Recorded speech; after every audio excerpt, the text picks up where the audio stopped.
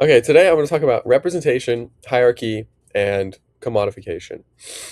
The core argument of what I'm going to be talking about, or basically the central ideas, is that both American Indians and Black Americans were targeted by the same power structure in America. It just looked a little different. For Black Americans, it was science and law, and for the Native peoples, it was media and mythology, pretty much.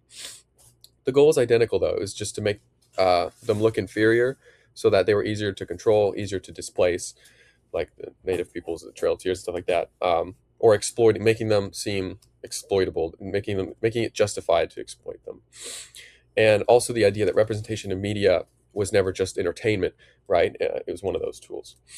So we're going to be talking about scientific racism, the lecture materials basically, and the savage myth. Two versions of kind of the same idea.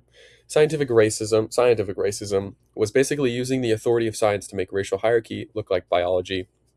It was called, a subsect of it was phrenology, where they tried to argue that smaller skull sizes meant inferiority in intelligence, and Europeans had bigger skull sizes, so they were biologically superior or whatever. And it wasn't like a crazy fringe theory. It was published, it was taught, and people genuinely believed it. It was believed to be science. It was eventually discredited, though, but not before it laid kind of the groundwork for Nazis. They talked about this in the lecture, the classification of Jewish people. They used this idea. Um, yeah. And then the American Indians got the kind of the same thing, but not necessarily science, just a media version of it.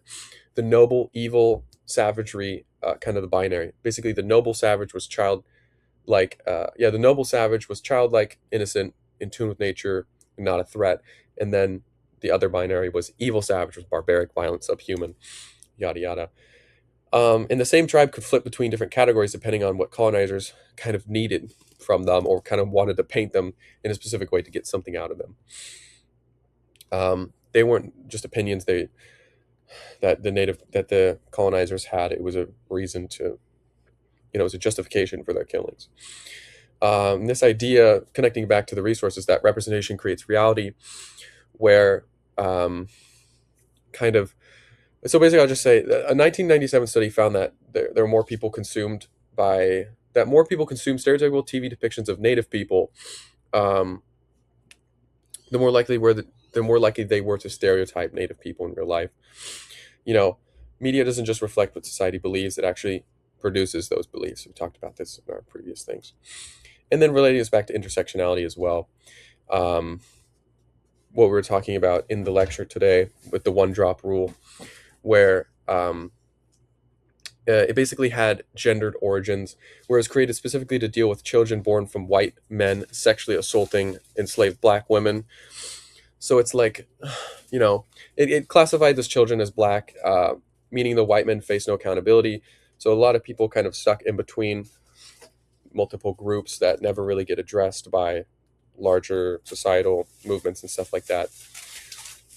Um, and yeah, and then the commodification we also talked about in class, how like culture becomes commodified and sold back to you. And then with the American Indians, there was the NFL, the Washington Redskins, the Kansas City Chiefs. They were all people that put on Indian costumes and performed, the tomahawk chop at games and stuff, like the Land O'Lakes butter. These are all images that kind of perpetuate stereotypes. And a real life example of this would be the Standing Rock in 2016, where there was a there was a basically the construction of the Dakota Access Pipeline running near a reservation in North Dakota, and a bunch of people.